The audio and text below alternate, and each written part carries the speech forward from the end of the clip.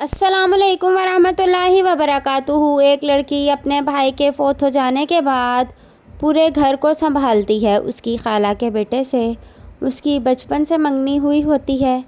گھر والوں کو سنبھالتے سنبھالتے اس کا منگیتر اسے چھوڑ کر دوسرے ملک چلا جاتا ہے اور وہیں شادی کر لیتا ہے۔ وہ اپنے سب بہن بھائیوں کی شادی کر دیتی ہے۔ وہ اپنی ماں کے ساتھ رہتی ہے۔ آخر اس کی ماں بھی اسے چھوڑ کر چلی جاتی ہے اور وہ اکیلی رہ جاتی ہے۔ غمزدہ عورت قسمت کے آگے ہر انسان بے بس ہوتا ہے، کیونکہ قسمت کا لکھا انسان مٹا نہیں سکتا۔ مقدر لاکھ کوشش کے باوجود بھی انسان کی کوشش کو ہرا دیتا ہے۔ میرے والد بچپن میں ہی فوت ہو گئے تھے۔ میری والدہ کپڑے سلائی کر کے گھر کا خرچہ چلا رہی تھیں۔ ہم 3 بہنیں اور 2 بھائی تھے۔ والد جب فوت ہوئے تو ہمارا اپنا علیحدہ مکان بھی تھا۔ بڑے بھائی کو تعلیم مکمل کرنے کے بعد دوسرے ملک جانے کا شوق تھا، لہٰذا اس نے اپنے شوق کی خاطر مکان بیچ دیا اور دبئی چلا گیا۔ بھائی گھر میں خرچہ بھیج رہے تھے، جس کی وجہ سے ہم بہن بھائی اپنی تعلیم مکمل کر رہے تھے۔ ہمارے پڑوس میں میری خالہ کا گھر تھا۔ ان کے 2 بیٹے تھے۔ خالہ کے بڑے بیٹے کاشف سے میری بچپن میں منگنی ہو گئی تھی۔ میری والدہ کی خواہش تھی کہ میری تعلیم مکمل ہو جائے، پھر میری شادی کریں گی۔ ابھی میں BA میں ہی تھی کہ ایک دن دبئی سے کال آئی کہ بھائی کا ایکسیڈنٹ ہو گیا ہے اور وہ فوت ہو گئے ہیں۔ ہمارے تو جیسے پیروں تلے سے زمین نکل گئی ہو۔ پھر سے گھر کے حالات بکھر گئے۔ اب مزید تعلیم حاصل کرنا ناممکن تھا۔ گھر کے حالات کی وجہ سے نوکری کی تلاش شروع کر دی۔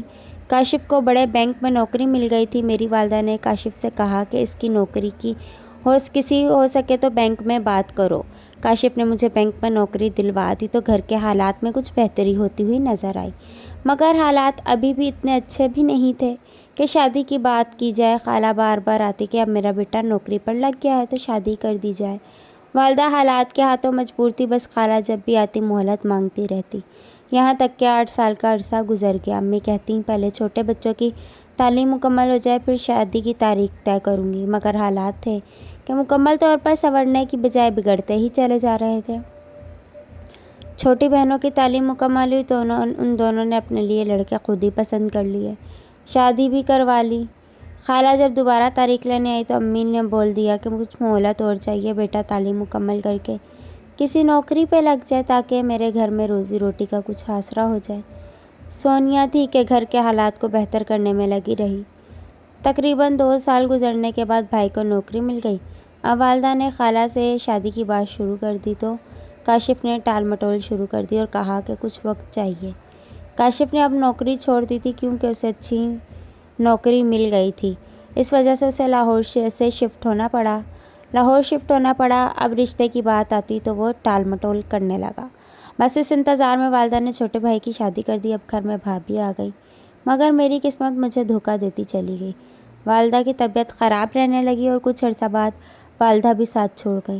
اب سونیا بالکل اکیلی تھی اور انتظار تھا کہ ختم ہونے کا نام ہی نہیں لیتا تھا۔ خالہ نے جب کاشف سے بات کی تو پتہ چلا کاشف نے لاہور میں اپنے دفتری کسی لڑکی سے شادی کر لی ہے اور لاہور میں اپنا ذاتی مکان بھی لے لیا ہے اور ان کا ایک بچہ بھی ہے۔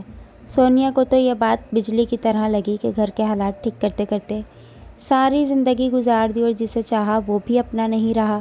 سونیا کی تو زندگی ہی اجڑ گئی۔